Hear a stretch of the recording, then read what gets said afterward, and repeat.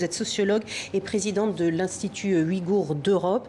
Alors cela fait pour vous 16 ans que vous êtes en exil en France pour des raisons universitaires à la base. Des exemples tels que ceux que l'on vient de voir et d'entendre, vous en connaissez, on imagine, des centaines? Oui, tout à fait. Non seulement en France, mais ailleurs, partout dans la diaspora. D'ailleurs, en fait, cette intimidation et cette détresse de la diaspora, les Ouïghours de France, ils sont les premiers à dénoncer. Depuis 2017, nous dénonçons cette situation. Et par la suite, en fait, toute la diaspora a été mobilisée pour dénoncer aussi la détresse psychologique de la vie diasporique. Alors la diaspora ouïghour en France, elle est au nombre de combien? Nous estimons à peu près 1000 individus, peut-être. Qui sont tous des exilés politiques ou ce qui sont à la base, comme vous, des exilés qui étaient venus pour faire des études? En France, le cas est un peu particulier par rapport aux autres pays. En France, la grande majorité des Ouïghours sont venus comme moi pour des études et non pas pour des raisons politiques. Alors vous avez vu des images de ces manifestations justement de la communauté ouïghour devant l'Assemblée nationale hier à l'occasion de la visite du chef de la diplomatie chinoise qui a eu un entretien avec Emmanuel Macron. Vous avez vous-même un message en tant que présidente de l'Institut ouïghour d'Europe à faire passer au président de la République française?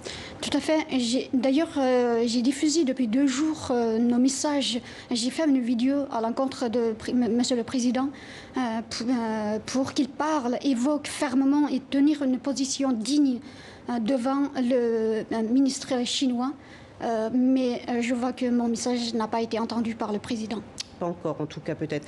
Notre reportage dit également qu'il y a un écho en ce moment de la cause ouïghour à l'échelle internationale. Justement, est-ce que c'est votre sentiment? Moi, j'ai l'impression que la diplomatie française, quand même, a brisé le silence récemment.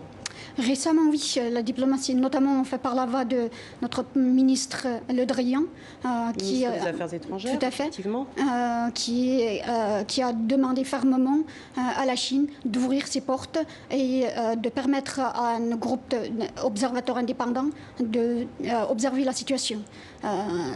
Effectivement, par rapport au silence radio précédent, c'est une bonne avancée. Alors effectivement, ça remonte au mois de juillet de cette année. Dès décembre 2019, Jean-Yves Le Drian avait demandé à ce qu'on soit plus ferme à l'égard de la Chine par rapport à ce non-respect des droits de l'homme. Il y a eu également des députés français qui ont écrit une lettre à Emmanuel Macron qui a été éditée dans la presse. Est-ce que tous ces signes-là sont encourageants? On imagine, est-ce qu'on les voit également dans d'autres pays européens, ces signes-là? Bien sûr, c'est des signes encourageants, bien sûr, par rapport, comme je disais, par rapport à la situation absolument, situation de silence radio précédemment que nous avons connue depuis maintenant près de 4 ans, puisqu'en fait la situation génocidaire dure depuis début 2017. Cependant, par rapport à la situation actuelle, cette avancée, elle est minime, extrêmement minime. D'autant plus le fait que le ministre Wang Yi soit reçu par notre président de la République comme si de rien n'était. En même temps, il y a la réelle politique derrière. La Chine est incontournable, c'est inévitable. Je ne sais pas, est-ce que c'est inévitable? Je ne pourrais pas dire cela en tant que, peut-être, je suis première concernée. Mais imaginons une seconde, dans les années 40, que la France ou une autre puissance mondiale reçoive le ministre des Affaires étrangères allemand, nazi, dans le palais présidentiel. C'est pour ça que vous trouvez le mot génocide pour la cause ouïghour? Ce n'est pas moi qui l'ai trouvé d'ailleurs. Nous parlions jusqu'à l'année dernière de génocide culturel. Cependant, des nouvelles révélations et des études et des rapports scientifiques montraient et que maintenant, fort heureusement, certains hommes politiques, hommes et femmes politiques et aussi des journalistes, médias parlent, et des chercheurs d'ailleurs, parlent clairement du génocide, notamment à la suite de révélations de stérilisation massive des femmes ouïghours, qui est un critère de génocide selon la définition de l'ONU. Merci beaucoup, Odile Nur Rayhan, d'avoir été avec nous. Merci pour le combat que vous menez pour les droits de l'homme. Merci.